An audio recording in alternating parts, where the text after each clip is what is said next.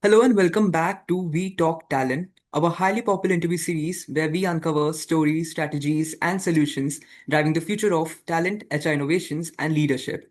I'm Abhik Roy, Associate Content and Community from ETHRWorld, and it's my pleasure to introduce the guest of our today's episode, Nilesh Dange, CHRO from L&T Finance. Hi Nilesh, we are so glad to have you here. Welcome to the show. Thank you so much, and really thankful for having me in on this. Nilesh, I'll start with my first question. And I'll start with the big picture. The BFSI is at in very much an inflection point at a very critical juncture. It has to embrace digitization. It has to also evolve with the evolving workforce expectations. And then there's of course the new skills dynamics. As the CHRO, what are your top priorities right now at L&T Finance to navigate these, very new realities? Yeah, thanks, Abhik. This is a very important agenda for every HR function and obviously at my level as well. So, when we look at preparing the organization for the next leap of growth, is something which is exceptionally important, and it can be only driven by very good talent engagement. So, when I say talent engagement is across the board, right from my frontline colleagues to the people in the decision making chair. So we at L&T Finance have a very evolved structure wherein we start engaging employees and preparing them for the role right, in fact, for prior to their onboarding as well. And as we go higher the hierarchy, there are very clear identified competencies on the basis of which are both behavioral as well as functional. Functional modules are developed, which we have online LMS portal, which is called Gurukul. Through Gurukul portal, what we do is that we curate functional content, which is curated for the purpose of different roles and the line of businesses that we have. And we have that available on on the laptops as well as handheld devices. So that becomes a regular thing. As well as for behavioral competency based programs, we don't go for off the shelf programs. We go for curated and customized content, which is still tailor made through various inputs like uh, the engagement survey inputs, the focus group discussions input, and obviously the business observations. And on the other track, we also have a very robust mechanism for recognizing excellent contributions through a very well rehearsed and well recognized recognition program across the organization. So moving on, L&T Finance has a very diverse workforce. Its people are spread across the country, from urban areas to very remote rural areas as well. I want to know from you, how do you sustain a, culture of that belonging, sense of belonging and shared culture, within the employees, despite the distance, that separate them, which makes them feel, nevertheless, connected, valued and engaged. How do you create that belongings culture? This is very important as an organization as diverse as ours, geographically as well as various businesses and different skill sets of people spread across, performing different roles. So one of the most important thing, it may sound cliched, but the only thing actually works for better engagement or engaging a diverse workforce is communicate, communicate, communicate. So this is something which we drive very passionately, right from having central town halls, which is addressed by the leadership, then following up with regional town halls, which happen at every region wherein people are invited either in person or virtually they join in. And plus, there are multiple forums like for building an innovation mindset, which is a important cultural tenet of ours. We run programs like an Idea Express, which is basically not only giving ideas, but also the selected ideas are espoused and sponsored for those ideas to get implemented. Then, furthermore, we also run programs like hackathons. So, hackathons are run based on an identified problem wherein the entire organization and everyone can participate and present a solution to a problem through an hackathon. So these are the various things which we continuously keep on doing. Retention has been historically tough in the BFSI sector. So, given that context, what strategies are helping you sustain a healthy talent pipeline, both for immediate needs as well as long-term talent goals? So, any strategies you are leveraging, to reach out to those, fresh graduates or those who are about to graduate for, the immediate talent needs, as well as, any early talent development programs that you are leveraging, to develop the talent for future talent needs. Yeah. So I will answer it in parts here. So what we do with respect to building a good talent pipeline. So for that, we build, we very consciously have been building our employer brand at campuses, one of the best campuses across India. So how we do that is that we engage with these campuses through a very robust internship program that we run. So these internship programs that we run at all the premier campuses, we give live projects to all these people who are selected through a very rigorous mechanism on campus. We get them here and give them live projects, which give them tremendous amount of satisfaction. Number one. Number two is that they go back to the campus and actually talk about the kind of work that they were able to do. Number one. And second is the cultural aspect of immersing in L&T Finance culture, how it is evolving and how we are turning ourselves into a risk first, tech first organization, financial institution. So that's for you with respect to building a talent pipeline, a robust talent pipeline. As we go along, we also have multiple mechanisms for internal growth. So we, as a philosophy, always look out for internal talent mobility. So for engaging internal talent mobility, only a vertical progression is not something which a talent looks for. Actually, an horizontal progression, exposure to multiple different functions within the organization is something which is also very important. For doing that, we have a robust Aspire program.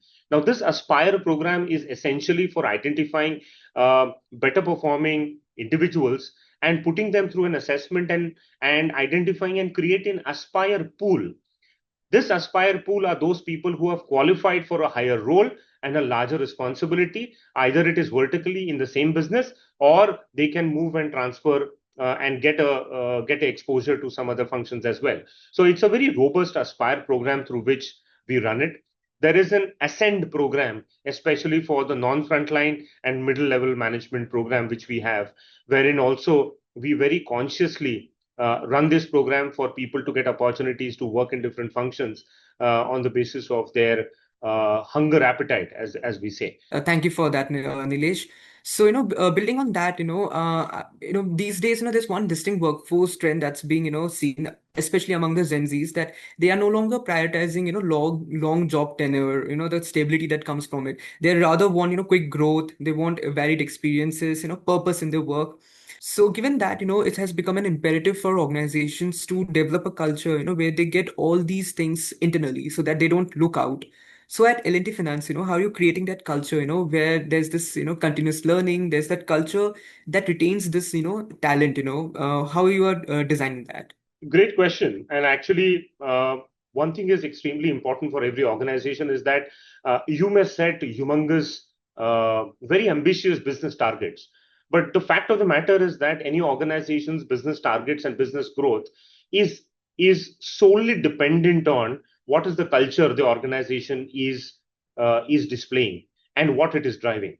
So, having said that, I would like to, share with you that there are certain important cultural tenets which have been clearly spelled out by my leadership, which is I will very quickly tell you. These are the six cultural tenets that we live for and we try to develop.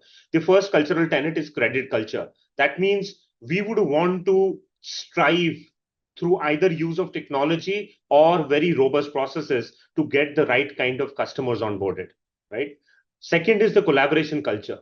We are consciously moving from a silo based organization to a matrix organization. So that enables through the structure a collaboration culture. The third one, which is very important for us, is the innovation mindset, which means that we have a tolerance to honest mistakes. So innovation is about tolerance to honest mistakes. That is what we are driving through innovation culture. The fourth thing is growth orientation. which means we are not only looking at a quarter or the current financial year.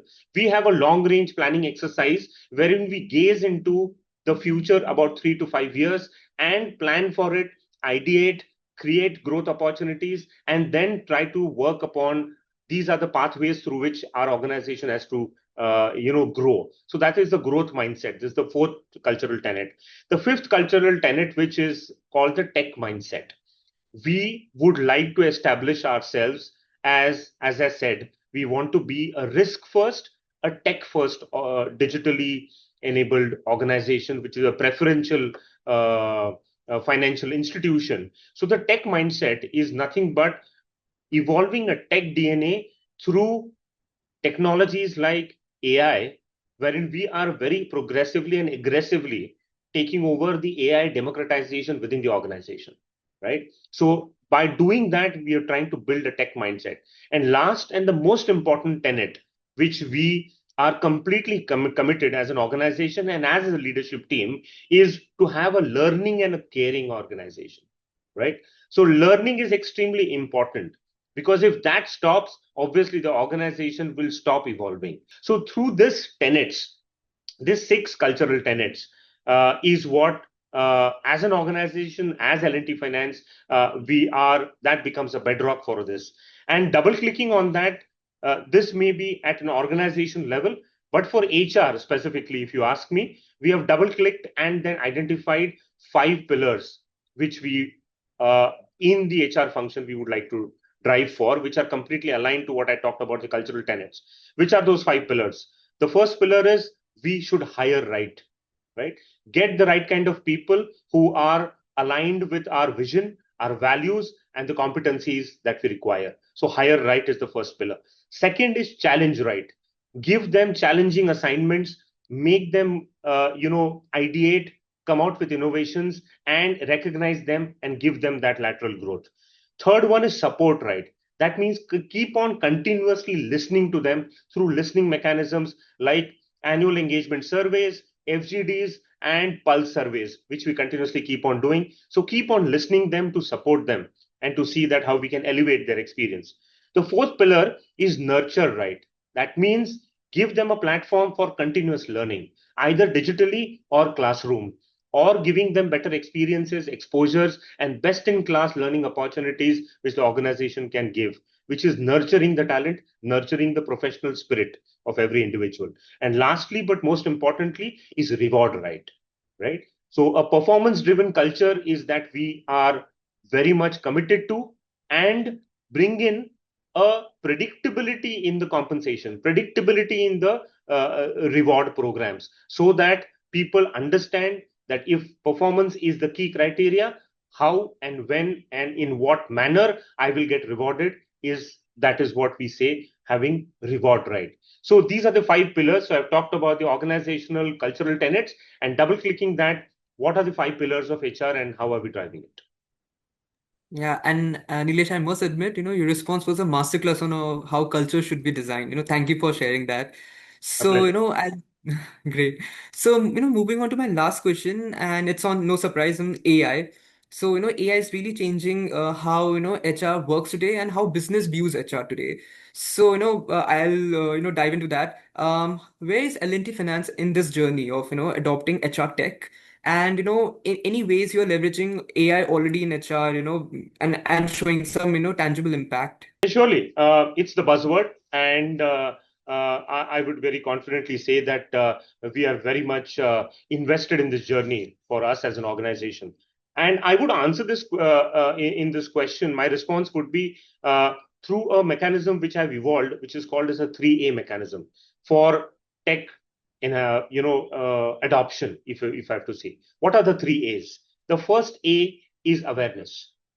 So we are very consciously as an organization building awareness by not only taking programs like awareness programs is how AI is going to change your life or your work life per se. But we are going one step below, wherein what we are talking is that we are not only telling people how to use the tech, but second, enabling those people to actually start implementing that and coming up with use cases, right? We as an organization are very conscious that if I make aware people that AI is a very important technological thrust, and we as an organization would want to lead the way, then second most important is availability of the technology for my employees. So making accessibility of this technology on the basis of, not on the tenet of need to know basis, but why not share? So the shift has to be from not need to know, but why not share?